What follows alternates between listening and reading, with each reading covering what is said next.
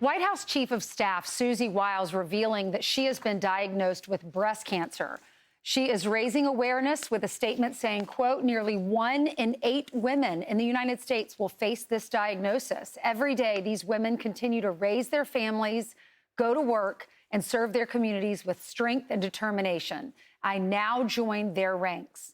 Following the announcement, President Trump shared his support for, quote, one of the strongest people I know. Susie Wiles is fantastic. She's our chief of staff, and she's an amazing person, an amazing fighter. And she announced a minor difficulty, which will be in good shape.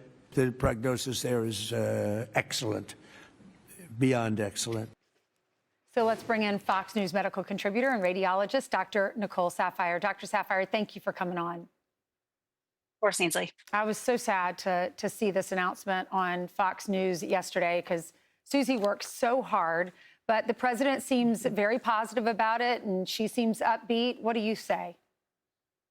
Well, Susie is absolutely right. Breast cancer affects 1 in 8 women, with 300,000 women being diagnosed every single year in the United States. So everyone knows someone, whether a friend, a family member, who either has been diagnosed or will be diagnosed. But when we catch it early, like Susie is saying, survival exceeds 95 to 99%. That is why you continue to hear how important is screening mammography and early detection, because it really can save your life.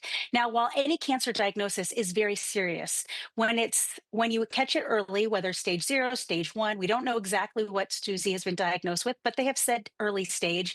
Outcomes are overwhelmingly positive. And I have to say, Ainsley, I give Susie and the president an A+ when it comes to their clear, steady messaging that is really keeping the focus exactly where it belongs. That early detection saves lives, that it's all about the support system. You see a huge support system rallying around Susie Wiles, and also how important it is to maintain a sense of normality as you are undergoing treatment for breast cancer, because you don't want to lose that side of yourself. And they have already said that Susie will continue to work during her treatment. Yeah, and how, Dr. Saphier, I know that cancer treatments have changed and chemo's changed.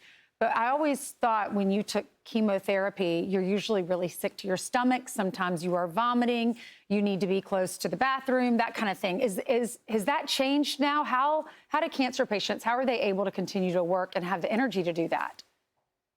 So we live in a different era of cancer diagnosis and treatments with early detection and our treatment mechanisms. While we still do have some of the traditional toxic chemotherapy agents that come with the hair loss, severe nausea, pain, and all of that, we still have to rely on them often.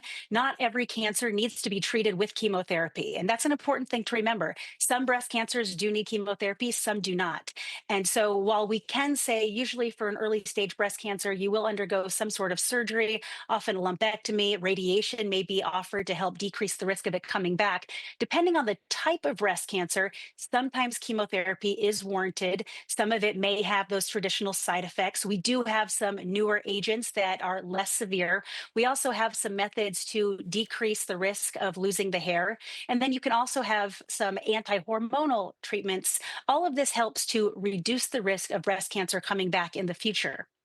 And I was pleasantly surprised to hear this with a 99% survival rate in early diagnosis. That's great news. Around 321,910 women will be diagnosed in 2026. Why the high survival rate now? Excellent question, Ainsley. And that's exactly why I've dedicated my entire professional career to the early detection of cancer, specifically breast cancer. This is what I do on a daily basis. I try to find cancer when it is at the earliest stages, when it is the easiest to treat, and it has the most favorable outcomes. So now we have 3D mammography. We're utilizing artificial intelligence to even help us find even more subtle cancers. And then we also use ultrasound, MRI, and all of these modalities together. Also, we're able to do risk-based screening based on patients' individual risk factors to know what exactly is right for them. Overwhelmingly, early detection saves lives. That's the messaging. Thankfully, we still do have good outcomes with later stage breast cancers these days. However, when you are diagnosed at a later stage, the treatment not only is more expensive, but it can also be more aggressive, certainly more time consuming, and may not be able to work during it. Okay, Dr. Saphier, thank you for coming on. Our prayers are with you, Susie, if you're watching. Thank you so much. All right, let's hand it over to... I'm Steve Doocy. I'm Brian Kilmeade. And I'm Ainsley Earhardt. And click here to subscribe to the Fox News YouTube page to catch our hottest interviews and most compelling analysis.